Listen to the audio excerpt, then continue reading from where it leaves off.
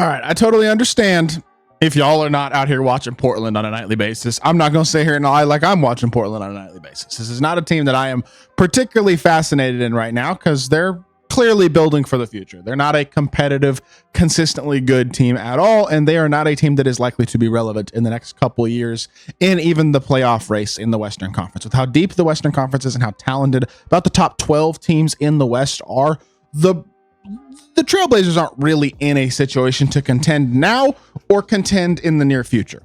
With that being said, I don't know if y'all been paying attention to Scoot Henderson, but oh my gosh, it is getting bleak for 00 there in Portland. Before we hop into the video, if y'all haven't already, make sure you hit that subscribe button. Help me push towards the 2,000 subscriber mark on the channel. I'm uploading every single day, multiple videos daily, talking about all things NBA. Would really appreciate it if y'all do subscribe. Without further ado, let's hop into it and let's talk about Scoot Henderson. Look, I don't want to sit here and bash the kid. I know he's 20 years old. He has the potential to turn things around, right? Like, I'm not going to sit here and say it is completely over for Scoot Henderson. His career is over. He is a total bust disaster.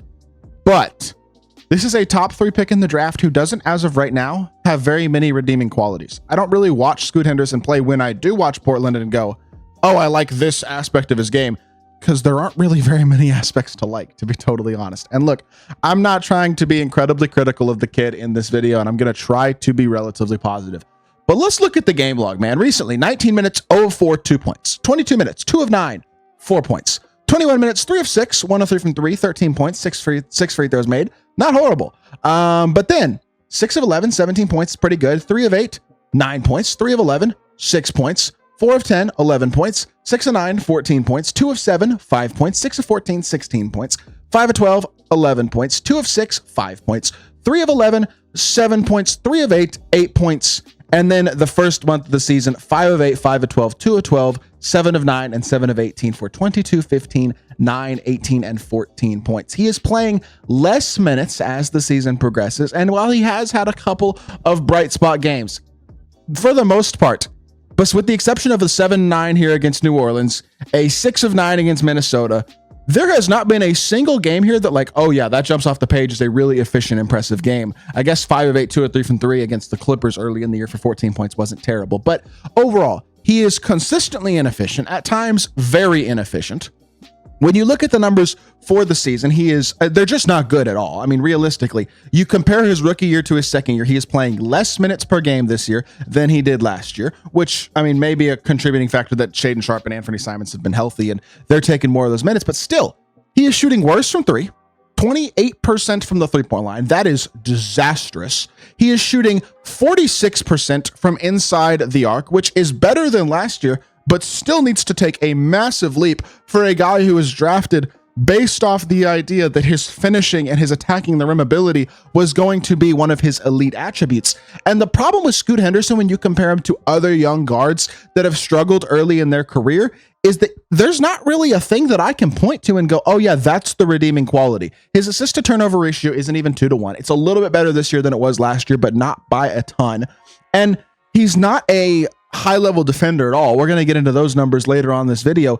There's just not a lot to like about Scoot Henderson. Like, if you talk about another guard, I'll give you an example, who started off really rough in their rookie year, maybe even second year, was more rookie year for this guy. Darius Garland, for example. Top 5 or 6, I think he was the top 5, top 6 pick out of Vanderbilt. Had a rough rookie year, and yet there were still redeemable qualities that you could point to in his rookie season and be like, oh, he's going to become a good NBA player. The reason I say that is because, yes, he was bad on a bad team, 40%, 35% from 3, but he averaged 12 points, and he did it while, again, turning the ball over a little bit too much, but the shooting potential was there. And so you realize that the shooting has a pretty high floor that's valuable, and I think the playmaking potential, while the assist-to-turnover ratio was relatively similar to Scoot's, also looked promising. And the worrisome thing is a guy that Scoot was very highly compared to as he came into the league, somebody like a Ja Morant. When you compare Scoot's finishing to Ja's finishing, it is night and day. Ja came into the league finishing at a 51% rate. Scoot was at 41 last year and is only up to 46 this year. He is not the same level of rim pressure, athlete, attacker, and finisher as a guy like Ja Morant is. And Ja has similar struggles to Scoot in that he has never been an elite level shooter, but he is a little bit better of a shooter than Scoot is. And there's also elite like playmaking, athletic ability, stuff like that to Ja that just hasn't really reflected in Scoot's game to this point in his career. And I saw this stat on Twitter earlier today and it made me go, oh my gosh. He is in his age 20 season. I think it's a little early to give up on him. And I think that's a fair sentiment to have. He's 20 years old. Things can change. But among the 266 three-point era players with 1,000 plus minutes through their age 20 campaigns, Scoot is 259th out of 266 in box plus minus to that point in their careers. Look at the names that he is around. Kevin Knox, bust. Daquan Cook, never had a great NBA career. Frank Ntilikina, kind of a bust. Grady Dick, turning into a decent player, might be an exception. Malachi Branham, Darius Garland and Jalen Suggs, good players. Keon Johnson, I don't know who this dude is. I'm going to be totally honest with y'all. Keon Johnson, not a particularly important player. Austin Rivers has had a decent NBA career, but has never been a great player. Blake Wesley is not great. Daishen Nix has been one of the worst players in the NBA. Sekou Doumbouya has been out of the league since he was 21. And Jordan Poole has turned into a decent player, but a very high volume player on a bad team. Not exactly a winning basketball player by any means. The company that he's in, there are some promising guys here, but Darius Garland, like I said, the best players on this list realistically are Grady Dick, Darius Garland, Jalen Suggs. And I guess Jordan Poole, maybe if you value the shooting and scoring ability, but I just think his decision-making is a struggle, and I don't really think he's a big contributor to winning basketball. With that being said, though, and also I will say this doesn't factor in the pool party season in 21-22 where Jordan Poole went nuclear, had the best season of his career. These numbers are all before that. But Darius Garland, Grady Dick, both high-level shooters with high shooting floors. Jalen Suggs, elite point-of-attack defender, very high-energy, high-effort athlete. Scoot Henderson doesn't have either of those upsides to fall back on that guys like Grady Dick and Darius Garland, who have turned into good players, do, and Jalen Suggs on the defensive end, same story. And so when you look at the numbers for his career, his usage percentage is down this year, which again contributes to having their guards healthy. But his points scored per shot attempt is in the 10th percentile after being in the 9th percentile as a rookie. Yikes. His turnover rate is in the 8th percentile. Like really, really bad. Very little improvement from his rookie year. When you look at the on-off stats, the team is 5 points per 100 possessions worse with him on the court, which is better than the 7.6 last season, but he is still so far below even an average player. He's contributing to 8 less wins per season basically right now for the Trailblazers when he's on the court. They're slightly positive offensively when he's on the court in on-off stats this season, but the turnover percentage is significantly worse when he's on the court. Again, he turns the ball over too much. He's not contributing to high-level basketball in that aspect. I don't really think the rebounding and free throw rate stats have that much to do with him. Maybe the free throw rate stats do a little bit, but the rebounding stats, that doesn't have anything to do with Scoot. I think that's an outlier stat that we can almost overlook. And then you look at the defensive stats, it's not quite as bad as last year, but still in the 18th percentile in points per possession in these on-off stats. Effective field goal percentage, teams are 3 percentage points better and more efficient with Scoot on the court.